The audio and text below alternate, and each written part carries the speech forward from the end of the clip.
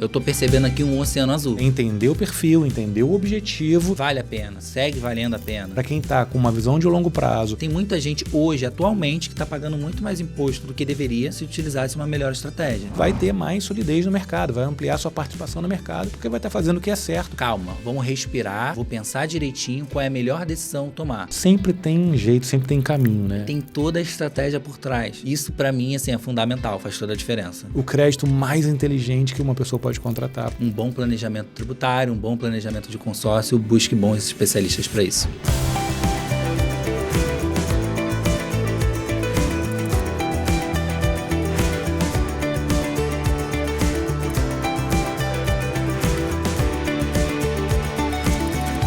Oi, eu sou a Mitz Carvalho. Vamos começar agora mais um episódio, o Cafezinho e as Contas. E eu sou Cláudio Mota. A gente está aqui hoje para falar sobre a importância da contabilidade com um super convidado nosso, Douglas Lima. Ele é sócio da Conta Clube. Então, aqui no Cafezinho e as Contas, nada melhor do que receber o sócio da Conta Clube para a gente poder bater papo. Douglas, por favor, muito obrigado por ter vindo aqui ao nosso podcast. A gente queria há muito tempo falar com você. Que bom que a gente está conseguindo hoje, conciliando as nossas agendas. E queria que você se apresentasse e falasse um pouco sobre você, sobre a Conta Clube. Seja bem-vindo. Legal. Primeiro, antes de mais nada, obrigado, tá, pessoal, pelo convite. Uma honra estar aqui com vocês. Falar da Conta Clube, do Douglas, é uma coisa que eu fico sempre muito feliz por causa da minha história de vida, de desafios, de empreendedorismo. A Conta Clube, para mim, foi um sonho, desde que eu trabalhei como funcionário em várias empresas, sempre na área de contabilidade e gestão financeira. Eu vi a Conta Clube como um ponto de partida para mim, porque muitas empresas que eu trabalhava, eu falava, caramba, se eu fosse o contador dessa empresa, se eu tivesse o domínio, o controle da gestão financeira, eu não faria dessa forma. E em dado momento, na Conta Clube não, minto, eu como gestor financeiro, de tanto questionar o contador ali sobre alguns desafios, alguns pontos nebulosos, ele falou o seguinte para mim, que foi a minha grande chave, né? Ele falou, Douglas, olha, já que você questiona tanto a contabilidade, por que você não abre seu próprio escritório? Eu gostei da ideia. Ele achou que era um desaforo, foi uma luz para você, né? Ele não sabe, mas ele me deu uma mega ideia. E desde ali eu falei, bacana, eu vou começar a me aprofundar um pouco mais sobre como montar um escritório contábil. E aí fui criando a Conta Clube aos pouquinhos. Então eu era CLT, em dado momento como gestor financeiro de uma rede de franquias. E nessa rede de franquias, uma pergunta que eu fazia para os franqueados era como é que você sente a sua contabilidade atual? Quando fala a palavra contabilidade, o que vem à sua mente? E era natural, o pessoal falava assim, Douglas, quando fala contabilidade, me vem logo burocracia, me lembra imposto, me lembra dor de cabeça. Contador, para mim, parece até um funcionário ali da Receita Federal. Aí eu falei, não é isso que é contabilidade. Contabilidade, a ideia é o contador ser parceiro estratégico do negócio, te auxiliar na tomada de decisão. E com isso eu falei, opa, eu estou percebendo aqui um oceano azul. Porque por mais que se tivesse inúmeros contadores no mercado, contabilidades inclusive passadas de pai para filho, eu via que o perfil ele se repetia. Daquele profissional realmente que só enviava imposto, guia, o portador da má notícia, né, que a gente fala. E eu falei, não é esse modelo que eu quero criar a Conta Clube. E a ideia de Conta Clube é conta de contabilidade, clube é de clube de parceria, clube de benefícios. E a gente, de tempos em tempos, cria eventos, negócios, possibilidades, porque eu quero que o meu cliente cresça. Porque, assim, sendo bem direto, o cliente está crescendo, está ganhando dinheiro, eu estou como contador dele, né? Então, acho que é um pouco da mecânica que a gente trabalha lá. Claro, e a gente recebe, né, Mitz, investidores que nos procuram porque o consórcio é um crédito barato, um crédito sem juros, mas que muitas vezes eles têm medo de começar um negócio, muitas vezes de alavancagem patrimonial, com medo justamente da parte tributária. Quanto isso vai custar, né? Exato. As pessoas têm muito foco na sua realização e pouco foco na organização tributária. E isso é fundamental para um sucesso de uma empresa, seja ela qual for, né, Douglas? Sem dúvida alguma. O planejamento tributário, ele é um norte para você, muitas das vezes, verificar se a empresa ela vai ter sucesso ou insucesso. Porque, às vezes, o produto é maravilhoso, a ideia é incrível, mas tributariamente falando não é viável. Porque escolheu um regime tributário errado, porque está com uma orientação que não está bacana, está emitindo nota fiscal de uma maneira indevida, de uma forma incorreta, ou muitas às vezes entram num caminho da sonegação e quando é pego, questionado anos atrás, e aí é um valor exorbitante que se tem a pagar. Então, são vários desafios que, assim, existem especialistas que estudam ano após ano, e mesmo assim, eu como contador me aprofundo muito na matéria tributária, mas ainda assim não sou conhecedor de tudo, porque o Brasil, ele é campeão, infelizmente, né, a gente é triste falar isso, em burocracia. Nós somos um país em que se penaliza o empreendedor, isso é muito triste de falar, mas é uma realidade. Então, é importante, se já é tão complexo do jeito que imagina sem um especialista, sem um conhecedor da matéria para poder orientar o cliente. Por isso que a porta de entrada acaba sendo simples, né? Sim. Que, como o nome diz, é de fato para simplificar, né? Porque antigamente eram milhões de tributos, né? CSL, não sei o quê, não era? Exatamente. E daí hoje está tudo ali unificado e aí é um imposto, ainda é um imposto único, a gente pode considerar assim? Sim. O Simples Nacional, qual é a ideia do Simples? Ele é a unificação de vários impostos. Antes do Simples Nacional, você tinha e tem até hoje o lucro presumido e o lucro real, que difere de, ao invés de você ter uma guia única, você tem impostos CSLL, RPJ, PIS, COFINS, todos esses assim de maneira individualizada. O Simples, ele fala, opa, pera, vou colocar tudo numa guia única, mas dentro daquela guia, quando você recebe ali o DAS, no dia 20, normalmente no mês seguinte, o vencimento, você vai ver ali dentro que tem vários impostos embutidos. Então, o Simples, ele é uma unificação, mas dentro ali da guia são vários impostos, entendeu? E aí, o que determina... Como é que uma empresa vai saber se ela deve estar no Simples ou se ela deve partir para um presumido ou lucro real? Assim, é pelo faturamento? É pela atividade? Boa. Ótima pergunta. Não existe, assim, uma regra única, tá? Um dos pontos é, sim, o faturamento da empresa. Chega em dado momento que tem empresário que fala, eu estou no Simples Nacional, porque o Simples Nacional é o melhor regime.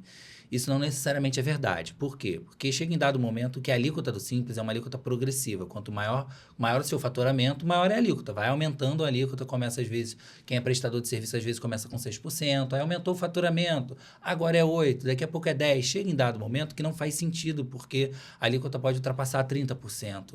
E aí a gente fala, opa, está no momento de você migrar o teu regime tributário. Às vezes para um lucro presumido, para o lucro real. Então, o faturamento, ele é um dos pontos. Mas existem atividades, por exemplo, que são vedadas ao Simples Nacional. Douglas, eu quero abrir um banco, né? Quero emprestar dinheiro, crédito e tudo mais. Opa, essa atividade financeira ela não pode ser do Simples, porque ela tem uma característica que o governo entende que você precisa entrar para um outro regime tributário, seja lucro presumido ou lucro real. Então, a atividade ela pode determinar se uma empresa pode ser de um determinado regime tributário ou não. E, por muitas vezes, também a questão da localização. Por quê? Porque em alguns estados e em alguns municípios, aí começa o desafio tributário do nosso país, cada um tem a sua regra. Então, você tem regras municipais, a gente tem milhões de municípios aí no nosso país, e assim, cada município você tem alguns benefícios. Por exemplo, eu tenho um benefício para quem quer investir nesse segmento no meu município, e aí eu vou te dar um ISS reduzido. Aí, com base nisso, você fala, opa, o Simples Nacional, como não tem esse benefício de redução de ISS, talvez não compense, é melhor entrar no lucro presumido. Então, assim, eu gosto de dizer que não é uma resposta pronta. Ou seja, o empresário que pensa, o meu negócio, para a minha atividade, o melhor sempre é o Simples, ou o melhor sempre é o determinado regime. Não existe isso. O que existe é um estudo tributário que vai variar de acordo com a realidade daquela empresa. Isso é bem semelhante ao nosso trabalho, né? Porque muitas vezes nos perguntam, vem cá, qual é a melhor administradora, qual é o melhor consórcio, qual é a melhor estratégia? E a nossa resposta sempre é depende. Depende do perfil de cada cliente. Então, a gente precisa... Perfil e objetivo, né? Eu diria. Né? Então, assim, a nossa ação consultiva é entender o perfil, entender o objetivo e aí buscar no mercado o que tem de mais interessante para aquela pessoa ou para aquela empresa. Imagino que o seu caso seja o mesmo. Mas, te pergunto, de uma forma geral, na hora de um investidor, contratar um consórcio, é melhor para ele contratar na pessoa física ou na pessoa jurídica? Bacana. Aí a gente entra também na questão do planejamento tributário e, por muitas das vezes, a gente vai responder com aquela famosa ideia, né? Depende. Porque depende do planejamento de cada um. Por exemplo, a gente está agora entrando na reforma tributária e muitas mudanças irão ocorrer.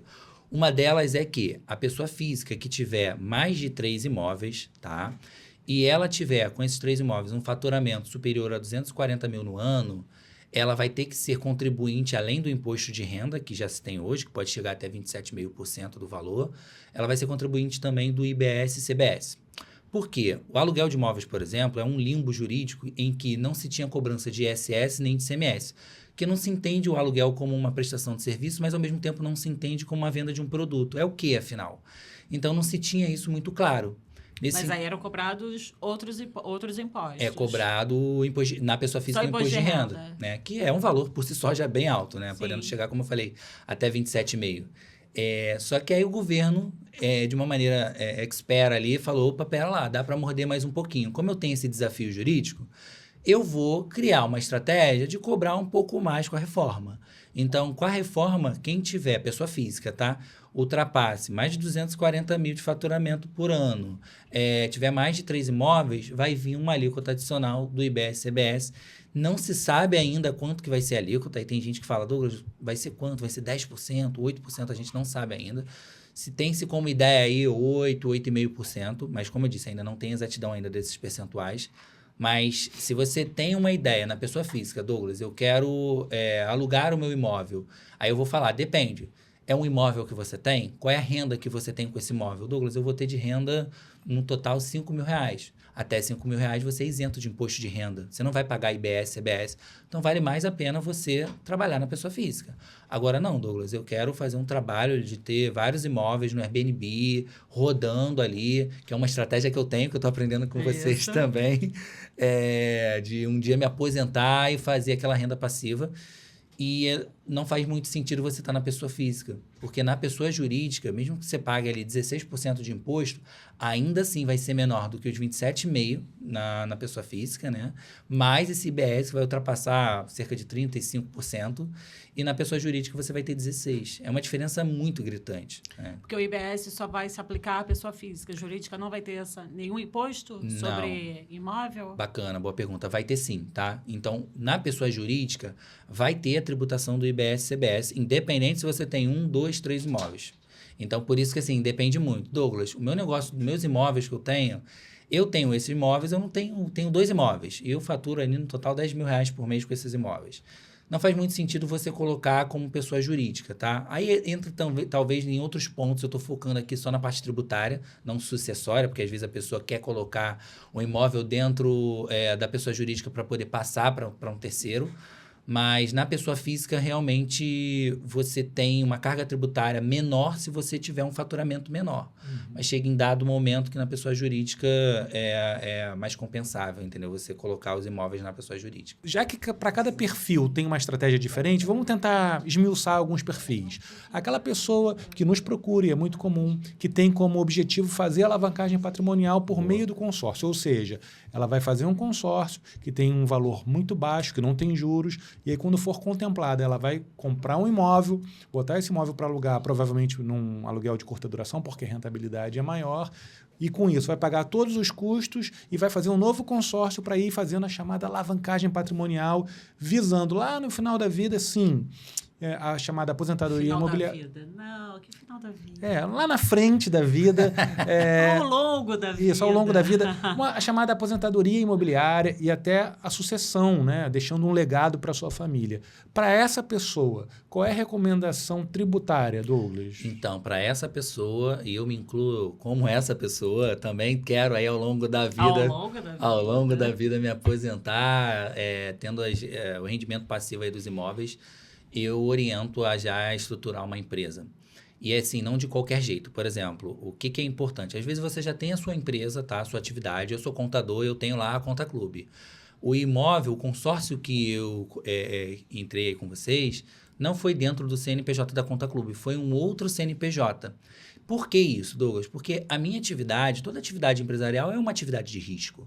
Então, se porventura, tá? Graças a Deus eu não estou tendo nenhum problema, a gente está crescendo, se desenvolvendo, mas se porventura a Conta Clube em algum momento não der certo, eu tenho um consórcio dentro da Conta Clube, consórcio esse que foi contemplado e eu adquiri um imóvel. E aí eu tenho um crédito com o banco do qual, por exemplo, eu não quitei. O banco ele vai falar, opa, pera lá, eu estou vendo que você não tem só os bens da Conta Clube ali, mas você também tem um consórcio que você também adquiriu um imóvel. E aí eu vou correr atrás do imóvel. Então, é muito importante que, sim, seja incluído dentro de uma empresa, mas uma empresa à parte. Não é a empresa da qual você tem aquela sua atividade fim, que você movimenta, que tem todo um risco de negócio que é inerente à atividade fim. E é importante você ter essa ideia. Porque na Conta Clube eu tenho essa, como eu falei, a ideia dessa aposentadoria. E a minha ideia também é trabalhar com Airbnb. e eu quero 1, 2, 3, já estou com vários consórcios com vocês, porque a minha ideia é contemplar e fazer, tenho essa certeza já que eu vou ser contemplado e a coisa acontecer pela empresa. Se dado momento, lá na frente, eu falar, poxa, eu tenho um filho, eu vou falar, poxa, eu quero passar a renda, o bem, alguma coisa para o meu filho. Eu posso fazer uma simples alteração contratual, que é muito mais fácil do que você passar um bem, um imóvel, de um CPF para outro CPF. O custo é gigante. O imóvel, ele continua sendo da empresa. O que muda é o contrato social.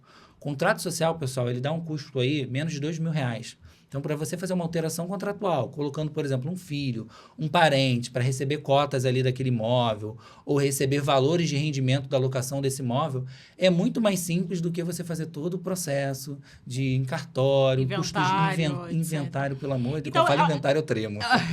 Quem não, né? Quem não? Douglas, então, essa empresa, uma empresa à parte, é o que a gente chama de holding. Isso mesmo, mesmo. E a holding nada mais é do que um contrato social com essa finalidade? Sim, a holding ela tem várias finalidades. O que é uma holding? Uma holding nada mais é do que uma empresa controladora, que normalmente ela pode controlar bens, podem ser esses bens imóveis, pode ser esses bens outras empresas, ou, por muitas das vezes, o pessoal utiliza também para investimentos, fundos, por aí vai, coloca na holding.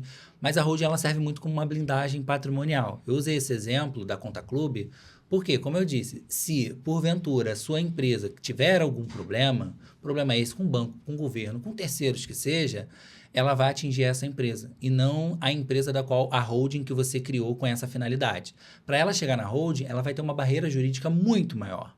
Então, a holding ela tem uma ideia também de blindagem patrimonial, o que ajuda ali o empresário. Nossa, se nada der certo, pelo menos os meus consórcios aqui estão rendendo e a coisa está fluindo. Agora, em que momento abrir essa empresa? Por exemplo, quando você abre uma empresa, tem custos, né? Então, assim, não são tão exorbitantes, mas são custos e custos recorrentes, né? Sim. Quem contrata um consórcio, pode fazer na pessoa física ou na jurídica, se ela ainda não tem bem nenhum, se ela não comprou, se não foi contemplada, vale a pena esperar a contemplação e depois abrir a holding, ou o melhor é abrir a holding logo? Sabendo que é possível transferir o consórcio de uma pessoa para outra, de uma pessoa para uma empresa a qualquer momento, e o custo varia um pouco de administradora para administradora, mas a gente pode avaliar que é 1% do valor do crédito. Então, qual seria a opção? Assim, primeiro eu abro a holding e já faço os consórcios no nome da holding, ou eu espero contemplar e depois transfiro o consórcio contemplado para a holding, aí sim eu abro... Ou só quando comprar os imóveis, né? Só quando comprar os imóveis. Porque depois de um imóvel comprado, você paga inclusive TBI, não é isso? Sim, isso então, mesmo. Qual é a orientação que você dá nesses... O que é bacana aqui que a gente está falando é um desenho estratégico, porque de uma maneira junta o conhecimento de vocês paralelo ao nosso, porque eu não sabia dessa troca, isso é muito bacana de poder trocar da pessoa física para a jurídica, eu não tinha noção, na verdade eu sabia, mas não tinha noção do custo disso. E sim, acho muito importante. Se a pessoa fez na pessoa física e ela foi contemplada e dá para fazer essa transição, aí eu falo muito, Cláudio, do planejamento da pessoa. Douglas, não, eu contemplei aqui esse imóvel, eu vou ficar só com o imóvel mesmo. E é isso, eu não pretendo entrar em outro consórcio, não pretendo fazer novas alavancagens e por aí vai. Porque também entra muito numa questão pessoal. Às vezes a pessoa está ali com, 80 e poucos anos. Ela fala, não faz tanto sentido isso para mim. Eu quero aproveitar o que eu já tenho e curtir a vida. Tá tudo certo, depende de cada um. Agora, se a ideia da pessoa é uma alavancagem empresarial, o que eu faria já que ela solicitou um consórcio na pessoa física? Continuaria na pessoa física, na contemplação ali, ela mudaria para a pessoa jurídica, e aí se o intuito dela é adquirir novos consórcios, eu já caminharia para colocar na empresa, entendeu? Porque se o intuito dela é alavancagem patrimonial e ainda mais com a reforma tributária, a carga tributária na pessoa física ela tende a aumentar ainda mais, a gente está falando aí de mais de 10% de diferença, então é um valor muito considerável. Então, na pessoa jurídica, além da blindagem, a redução tributária. Então, antes de comprar o imóvel, né? Depois da contemplação e antes de comprar o imóvel. Já comprar o imóvel no nome da pessoa jurídica, quer dizer, em nome da holding, no caso da empresa. E aí, uma vez com a holding, todos os novos consórcios já faz na holding, porque a holding já vai estar rodando. Já vai estar rodando. Já vai estar rodando, obviamente. Ou seja, não tem jeito, né? Assim, a gente fala aqui em linhas gerais, mas é fundamental olhar cada caso. Né? E até, de repente, uma reunião em conjunto o contador, o consórcio, para a gente estabelecer a estratégia, que essa dúvida é muito comum, chega muito... A gente recebe muito investidor. Isso. E tem gente que fala, não, agora com a mudança tributária é um mercado que está inviabilizado. Eu vou desistir. E não é bem assim. Não é bem assim. Não é nada assim, né? Você pode justamente com a hold colocar em um cenário muito vantajoso em termos tributários também, né? Eu falo assim, o mercado brasileiro e no Rio de Janeiro em específico, ele está muito aquecido no segmento imobiliário. Não tem como não perceber isso. A gente está batendo recordes aí de pessoas vindo para o Brasil, procurando o Rio de Janeiro em específico. Então, eu tenho muito cliente lá no escritório que são corretores imobiliários, eu tenho muito cliente também que aluga Airbnb, tenho franquias de pessoas que alugam por temporada. E a pessoa que está falando para mim que não vale a pena investir nesse segmento, eu estou vendo os números. Eu sou contador dessa galera que está ganhando muito dinheiro por trás. E de uma maneira bacana, porque a pessoa começa ali com o imóvel, toma gosto, e aí quer o segundo, quer o terceiro. Eu falei, de tanto eu ver os meus clientes se beneficiando, eu falei, opa, eu quero também. Quero também. Por que não? Por que não? Então, assim, a reforma tributária é um desafio, tá? A gente não pode negar isso. Mas com todo o desafio a gente vê a oportunidade. Então, eu, por exemplo, lá na Conta Clube, uma das oportunidades que eu vejo é justamente isso. Tem muita gente com dúvida. Tem muita gente querendo entender o que é melhor, se na pessoa física, se na jurídica. E onde tem muita gente com dúvida, tem gente para poder estudar, entender, aprender e esclarecer. E é o que a gente está fazendo lá. Cada cliente que chega com essas dúvidas, os próprios corretores imobiliários que a gente lá tem parceria com o CRES, né, que é o Conselho Regional de Corretores Imobiliários, chegam para a gente com muita dúvida. Douglas, o que é melhor para eu indicar para o meu cliente? Aí a gente vai lá e fala do campo tributário. E eles veem realmente, poxa, vale a pena, segue valendo a pena, porque pode passar os anos que forem, imóvel é uma coisa que não tem jeito. A gente fala muito de investimento, é criptomoeda, é ação e tudo mais. E cada um tem a sua modelagem, mas imóvel pode passar o tempo que continua valendo a pena. É o que a gente vê na prática, né? E a forma para você adquirir mais imóveis de uma maneira mais barata e planejada é com consórcio, porque justamente não tem juros, né?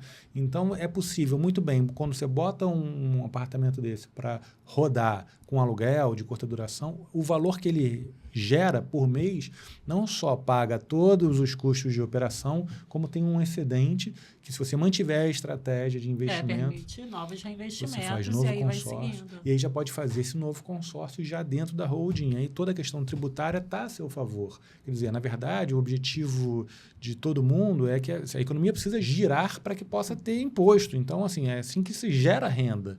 E aí, o que a gente precisa fazer é alinhar dentro das melhores estratégias possíveis, né? De uma forma geral, quando a gente fala de alguma coisa sólida como um imóvel, é ter a certeza de que você vai ter um investimento que vai render ao longo do tempo, né? No longo prazo e com bastante solidez. Na reforma tributária, um outro ponto que eu acho que é bem interessante é o seguinte: se aquela pessoa tem o intuito de eu quero fazer vários investimentos no campo imobiliário, eu já faço, e com o intuito de sonegar o imposto, né, não pagar o imposto, aí a reforma vai apertar. Então, tem gente que vai sentir sim, mas por quê? Porque sonegava. Então, se você utilizar de maneira estratégica, tem muita gente hoje, atualmente, que está pagando muito mais imposto do que deveria, poderia pagar menos se utilizasse uma melhor estratégia. Então, por exemplo, a pessoa física que tem vários imóveis, aluga esses imóveis dentro da pessoa física, ela está pagando uma alíquota de imposto muito grande.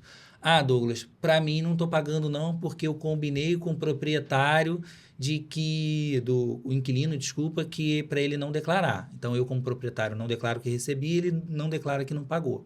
E aí fica essa ideia. Só que isso vai acabar com a reforma tributária. A gente está agora com o Cadastro Imobiliário Brasileiro, o CIB. A gente também está entrando, já está em construção um sistema territorial, que o nome é Sister, do qual a gente vai conseguir, de maneira nacional, entender algumas informações imobiliárias. Então, se aquele inquilino que reside naquele endereço e ele não declara que paga o imóvel, ele pode cair na malha fina. Por quê? Porque como é que a Receita vai falar o seguinte: olha, como é que você reside num local esse que o proprietário é outro? Como é que você tem uma conta de luz no seu nome, que você reside, e você não paga aluguel para ninguém? E aí o proprietário tem uma grande chance, obviamente, também de cair. Ele é o primeiro, porque ele está recebendo recurso do qual ele não está declarando. Então, é importante a gente se atentar a isso. Então, tem muita gente que está fugindo dessa ideia, mas é uma realidade brasileira. E é uma realidade para além da questão tributária, é uma realidade tecnológica. Com o aumento da tecnologia, aumentam as formas de controle, aumentam as formas de transparência. E isso só é ruim para quem está fora do que é o correto. Para quem está com uma visão de longo prazo, para quem tem uma assessoria correta, seja na área contábil, seja na área de crédito, vai ter mais solidez no mercado, vai ampliar sua participação no mercado, porque vai estar fazendo o que é certo. E é por isso que é fundamental contar com um especialista, né, Douglas? Sim, sim. Porque acaba o medo. Você não precisa esconder as coisas. Faz o que é certo, de uma maneira correta, que é possível ter. E aí cresce de forma saudável e consistente, né? Senão começa a dar ruim, né? Sem dúvida nenhuma. Eu gosto de brincar que a Receita Federal hoje, ela tem informações, sabe mais da sua vida financeira, muitas das vezes, do que você mesmo. Na hora da gente declarar imposto de renda, pré-preenchida, traz já algumas informações do contribuinte ali ao decorrer do ano anterior. Eu falo, olha, você gastou com isso, com aquilo, a pessoa nem lembra. Fala, Douglas, caramba, eu não lembro de ter gasto isso, eu não lembro de ter tido essa receita. Isso daí foi um trabalho que eu fiz pontual. Pois é, mas a receita já pegou. Então, se você trabalhar certinho, utilizando as estratégias corretas, você vai ganhar dinheiro e vai dormir tranquilo. O ponto é que, por muitas das vezes, realmente, a pessoa quer trabalhar de uma maneira errada, ou às vezes um profissional que quer vender aquela facilidade de forma extremamente equivocada. E aí, quando dá problema, meu amigo, não é problema pequeno, não, é um problema grande. Então, busque um profissional sério que conheça ali, tanto na parte dos consórcios, como na parte contábil, e dá para a gente fazer um planejamento bacana para aquele empresário. Agora, uma coisa que você falou há pouco, eu achei bastante interessante, e eu não sabia, é que você, que é nosso cliente, né, nos procurou depois de ter percebido, como um profissional da contabilidade, do retorno que o investimento em alavancagem patrimonial dava, né? Isso é incrível, né? Quer dizer, o cara que mexe com a questão... o especialista em dinheiro está vendo que, bom, aqui está fazendo dinheiro. E isso não precisa saber operar, é bastante simples, e a gente consegue dar todo o suporte necessário para poder chegar nesse nível de investimento. O que deve, para quem está começando, qual é a preocupação tributária nisso, Douglas? Pode começar com a pessoa física, deve já abrir uma empresa do nada. O que você diria em relação a isso? Eu diria, sim, conversar bastante sobre a ideia do planejamento ao longo prazo. Então, poxa, em longo prazo, Douglas, a minha estratégia é essa, de ter mais de um imóvel, de ter 2, 3, 4 e assim vai.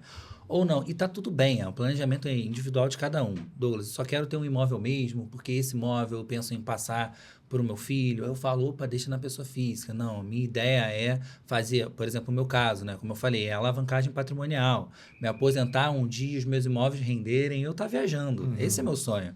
Então, aí eu já falo, opa, vamos elaborar uma estratégia aqui, mas para empresa, pessoa jurídica, e aí é bacana. Inclusive, eu estou me formando em Direito, se Deus quiser eu termino esse ano. Por quê? Porque dentro da estratégia de uma holding patrimonial, um advogado também é bem importante, porque ele, a escrituração de uma holding, ela depende de um contador e um advogado. As empresas tradicionais, limitadas, comuns, ela só depende do contador. Então, a holding específica, ela precisa de uma assinatura de um contador, de um advogado. E aí eu estou me formando porque eu vi, caramba, esse mercado imobiliário é incrível. Eu vejo possibilidades para os meus clientes e para o Douglas, e para a equipe da Conta Clube, de uma certa forma. Porque, assim, eu vou falar um caso que ocorreu comigo, né? Em vários momentos a gente tem inadimplência, porque o cliente é um cliente maravilhoso, excelente, mas desafio acontece, porque nossa economia é muito volátil. Às vezes está tudo mil maravilhas, chega um momento que, bum, dá um problema e a galera sente. Quando você tem um outro cesto de renda, como, por exemplo, um mercado imobiliário, você tem aluguéis ali recorrentes, por aí vai, me dá uma tranquilidade. Quando você tem uma receita recorrente, você pensa, poxa, calma, vamos respirar, vou pensar direitinho qual é a melhor decisão a tomar. E não vou sair pegando empréstimo do nada, eu não vou sair demitindo todo mundo de um dia para o outro, eu não vou sair tomando decisões incabíveis que venham gerar outros problemas lá na frente. Por quê? Porque eu sei que eu tenho de onde tirar. Eu sei que eu tenho uma reserva, que é a reserva imobiliária. Então, a tal diversificação, né, que é tão importante, né? Não apostar num único caminho, né? Seja o caminho profissional, seja o caminho do investimento. Diversificar e usar, no caso, o consórcio com essa ferramenta para fazer essa diversificação, né? Sem dúvida alguma. Agora, de maneira segura. Vamos pensar um cenário aqui. Uma pessoa que não teve orientação e acabou construindo um patrimônio, sei lá, de 5, 8 imóveis, estava tudo na pessoa física e agora ele percebeu que tem que fazer a mudança. Fazer uma transferência é cara. É caro, TBI. Cara. Qual qual é a recomendação? De repente, vender e comprar um novo já na pessoa jurídica? Quais são os caminhos que uma pessoa que Bacana. Né, que se viu dentro de um cenário de maior rigor e de maior controle e que não tinha se preparado para isso, o que ela pode fazer? Então, aí nesse caso, aí volto, né? Não tem jeito. A gente vai ter que fazer novamente um planejamento tributário. Por quê? Transferir o imóvel, uma vez que já está na pessoa física para a pessoa jurídica, você tem todo um custo envolvido nisso. E pode ser que dê até retorno, né? Mas esse retorno, por muitas das vezes, não é um retorno rápido. Vai demorar anos, por muitas das vezes, para você ter um retorno financeiro. Porque a tributação ela vai reduzir, mas você não vai sentir isso muito rápido diante daquele investimento maciço que você fez de uma hora para outra, de toda a transferência. Então, a gente traz a realidade. Olha, você vai ter economia sim, economia mensal, mas até você pagar essa transferência, que é um custo considerável aí de TBI, cartório e por aí vai demorar um prazo de X período, né? Meses, anos e por aí vai. E aí a gente vê a disponibilidade da pessoa se faz sentido ou não. Uma outra estratégia também que o pessoal faz Douglas, olha só, eu vou vender esse imóvel, tá? Quero vender mesmo. Vai ter, aí a gente analisa também a questão do ganho de capital, que é um ponto bem importante. O que é o ganho de capital, Douglas? É o quanto que você comprou daquele imóvel, o custo de aquisição daquele imóvel e a diferença sobre a venda. Então, comprei ele, meu custo de aquisição foi de 500 mil, vendi ele por 1 milhão. Então, você vai ter 500 mil de ganho de capital, que é a diferença de um para o outro, e sobre esses 500 mil você vai pagar ali 15%, tá? E tem uma tabelinha também nesse sentido, mas em geral 15%. Então, isso daí também a gente analisa. Olha, você vai ter que pagar, vai ter um custo de ganho de capital nessa venda desse imóvel, e aí, mas obviamente você teve um imóvel de 500, vendeu por 1 milhão, você está tendo um ganho, e vamos ver em quanto tempo isso vai retornar você comprando um outro imóvel na pessoa jurídica. E aí é um estudo que a gente faz junto com corretores de imóveis, com a estratégia também de consórcio, tudo bem mapeado. Porque assim, como eu falei, não existe uma resposta pronta. Faz isso que é certo. Vamos entender. Porque dentro desses imóveis, pessoa física, a pessoa às vezes fala, Douglas, então eu vou fazer o seguinte... Dos 10 imóveis que eu tenho, eu vou ficar com 3 aqui, porque nesses 3 eu quero manter, eu quero continuar, os outros 7 eu vou tentar vendendo aos poucos, e esse dinheiro eu vou fazer um novo imóvel, vou entrar em um consórcio, mas tudo na pessoa jurídica. Também pode ser uma estratégia, então não existe uma coisa... Não é à toa que o nome desse podcast é um cafezinho e as contas, porque tem momentos que você tem que parar, tomar um cafezinho e fazer as contas. Qual é o caminho que eu tenho para poder... Planejamento sempre é necessário, né? E fazer um plano, né? Nem que seja gradual, às vezes, né? E às vezes você pode usar, inclusive, a venda de um desses, esse exemplo que você deu, né? De 1 milhão. Com 1 milhão você consegue alavancar, não um novo imóvel em 1 milhão, mas você pode, talvez, para recuperar um pouco desse custo, né? Você compra 2, 3 imóveis de 1 milhão, porque você usa esse valor para dar um lance no consórcio e aí você alavanca com 1 milhão, você faz 2 milhões, 2 milhões e meio, entendeu? Às vezes até 3, dependendo da situação. E aí você consegue ter mais renda entrando já dentro de um sistema tributário mais favorável e que vai compensar aquele impacto de curto prazo que vai estar associado à adequação tributária. O fato sempre tem jeito, sempre tem caminho, né? Tem que ir achando caso a caso. Por isso que, às vezes, a gente não consegue aqui dar uma resposta única, mas não significa... Não, mas é importante fazer pensar, né? Sim. Primeiro, saber tudo o que pode acontecer, saber que tudo é possível de se resolver, se planejando e fazendo da melhor maneira para que a solução seja a melhor possível. Então, não se desesperar nunca, né? É o famoso cada caso é um caso. Lá, cada caso é um às caso. vezes a pessoa fala, Douglas, esse imóvel em específico... Eu não pretendo vender porque, poxa, é um imóvel de família, tem uma questão sentimental envolvida e está tudo certo. O ponto é que, poxa, vamos ver do que dentro desses pontos dá para trabalhar. Porque muitas das vezes a gente trabalha com imóvel, um dos maiores sonhos, se não for o maior sonho brasileiro, é ter a sua casa própria. Sim. E a pessoa fala, não, Douglas, essa casa aqui foi passada da minha mãe, meu pai, eu cresci nela, isso daqui eu não posso, vai ficar na pessoa física mesmo. Aí não é negócio, né? Aí não é investimento. Aí é outra parada. É a questão do sentimento é outra mesmo envolvido, coisa. isso é bem bacana. Agora, mesmo dentro do consórcio comum, tem muita dúvida entre contadores. Hoje um cliente nos procurou dizendo que, na época de declaração de imposto de renda, né, Douglas? Como declarar um imóvel comprado com o consórcio? Bom, o imóvel comprado com consórcio, quando ele ainda não está quitado, o consórcio, o imóvel está alienado à administradora. Sim. E aí isso precisa ser declarado, né? Sim. Você precisa declarar a evolução ali do consórcio, ano a ano, né? Como é que está essa posição do consórcio, porque quer queira que não, o imóvel ainda... você tem ali um patrimônio, um crédito do imóvel e um débito ao mesmo tempo. Porque, Douglas, poxa, eu tenho esse imóvel. E um ponto que é bem bacana de pontuar, de trazer, né? A gente falou muito sobre o ganho de capital. Ou seja, eu pego ali o custo de aquisição daquele imóvel e o valor da venda daquele imóvel, a diferença disso eu levo à tributação. O importante falar é o seguinte, quando você tem um imóvel e você vai fazer reforma nesse imóvel, pede a nota fiscal de qualquer gasto que você tem nesse imóvel. Então, você comprou, nesse exemplo, né, um imóvel de 500 mil. Mas se eu pego e vendo esse imóvel por 1 milhão, eu vou ter a diferença de 500 mil e vou levar a tributação. Mas, poxa, Douglas, nesse imóvel eu fiz várias reformas. Então, o custo de aquisição do imóvel não é mais 500 mil. Eu fiz 100 mil reais de obra. Então, o teu custo de aquisição agora é 600 mil. E aí, a tributação não vai ser sobre os 500 mil da diferença, vai ser sobre 400. Então, você vai pagar menos imposto. Mas é importante que o problema, o grande desafio que a gente vê na prática é a pessoa coloca da cabeça dela. Eu acho que eu gastei com reforma 100 mil reais. Se der qualquer tipo de fiscalização, você vai ter dor de cabeça, você não teve prova concreta. E é muito natural que muitas das obras solicitadas aí, residenciais, que seja, não seja cobrado a nota fiscal. A Receita, ela fala, opa, pera lá, você fez reforma mesmo? Cadê o documento da nota? Cadê o pagamento do arquiteto, do engenheiro, material da construção? Já que você teve esse gasto, me apresente. É importante essa atualização. Essa sua orientação é muito importante, porque a gente tem consórcio para quem faz reforma. Aí, ó. E agora, quando a gente fizer com os nossos clientes, a gente vai, olha, já vai orientar não deixe de guardar toda a documentação, inclusive a do consórcio, porque é uma forma de comprovar que esse valor foi investido no imóvel, mudando a relação depois do ganho de capital, se for o caso, né? Sim. É claro que ninguém reforma um imóvel pensando em vender, a não ser... Faz. A não ser que o negócio seja esse. Esqueceu?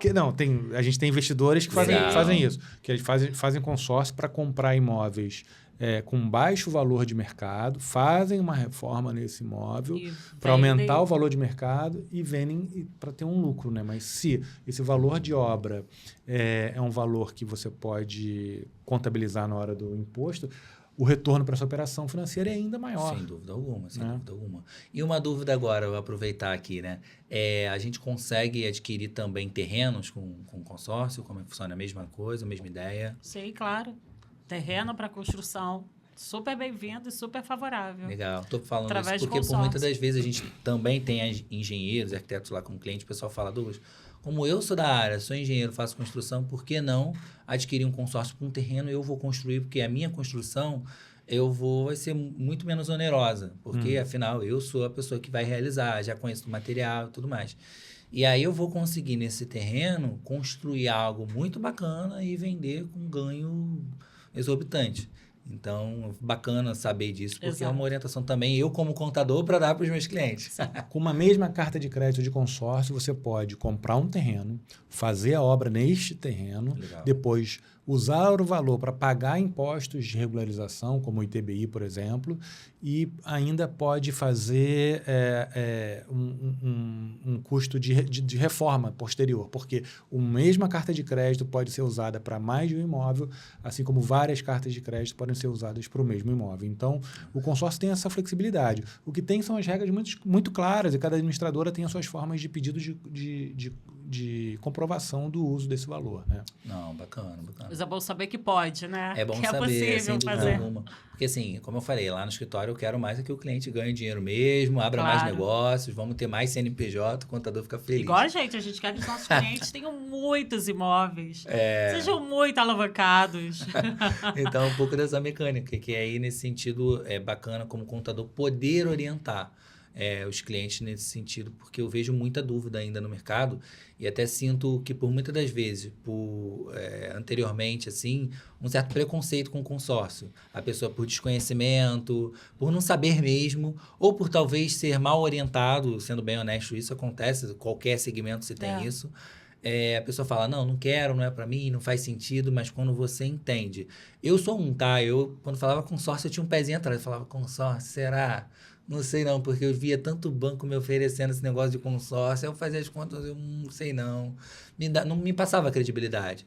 Eu fui acreditar muito vendo os números de clientes meus ganhando muito dinheiro nesse sentido, de alavancagem patrimonial, e aprendendo muito com vocês. Pelo fato da gente estar em continuidade ali como contabilidade de vocês e também ter conexões ali através de rede de negócios, aprender e ver casos concretos de pessoas reais que conseguiram alavancar patrimônio. Eu falei, opa, pera lá, agora eu que estou fora aí da ideia e eu quero entrar. Cara, isso que você falou é tão bacana, porque a gente tem um cliente que já trabalhou em banco, né? Em áreas de serviços bancários. E ele confidenciou para a gente que um dos produtos que ele não gostava de trabalhar porque ele não acreditava no benefício que poderia trazer para a pessoa era o consórcio. Só que quando ele falou isso, ele me deu a abertura de poder entender qual era o problema dele com o consórcio e eu pude perceber que o problema era a falta de informação. E aí, quando a gente entregou as soluções que o consórcio trazem para ele se tornou um cliente. Então, isso é incrível, sabe? De você poder trabalhar com um produto que ele muitas vezes é mal visto pelas pessoas por falta de informação. E aí, quando a gente vem com uma ação consultiva, adequando a realidade de cada cliente, a gente consegue mostrar que aquilo ali pode ser, na verdade, o crédito mais inteligente que uma pessoa pode contratar, porque é mais barato. Por isso que tem que ter orientação, tem que ter conhecimento, tem que ter alguém orientando para poder fazer o bom uso, né? Porque tudo que é desconhecido, você pode realmente ficar com o pé atrás e achar que aquilo não vale a pena. Você precisa sem dúvida nenhuma. conhecer. Até falando um pouco mais, eu acredito muito que assim, não é só adquirir o consórcio, pronto, acabou. Tem toda a estratégia por trás. Então, assim, a gente antes aqui estava conversando sobre estratégias dos meus consórcios, como eu posso ser contemplado. Eu acho que isso faz muita diferença.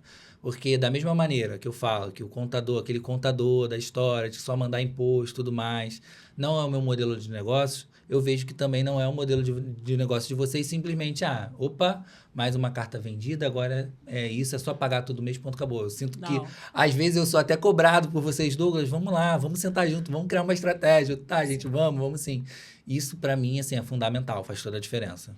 Porque nisso a nossa coincidência não é só no nome do podcast, o nome da sua empresa, né? A conta, né? É que, na verdade, assim, a gente tem que ter...